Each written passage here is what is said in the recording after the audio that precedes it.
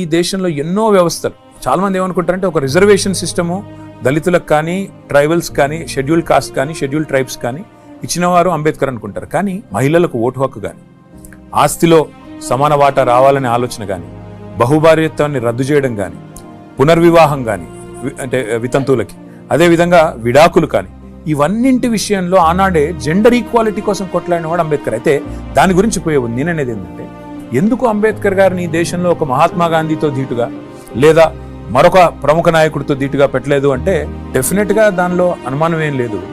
ఆనాటి నుంచి ఈనాటి వరకు ఇంత గొప్పవాడైనప్పటికీ ఈయనను, ఆయన చరిత్రను కానీ, ఆయన గొప్పతనాన్ని కానీ చెప్పేవాళ్ళు లేకపోవడమే కాకుండా తెలిసి కూడా కావాలని చిన్నగా చేసి చూపెట్టే ప్రయత్నం ఇండియాలో జరిగింది.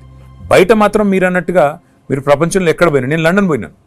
లండన్లో అంబేద్కర్ గారు ఎక్కడైతే ఉండి చదువుకున్నారో, ఏ ఇంట్లో ఉండి చదువుకున్నారో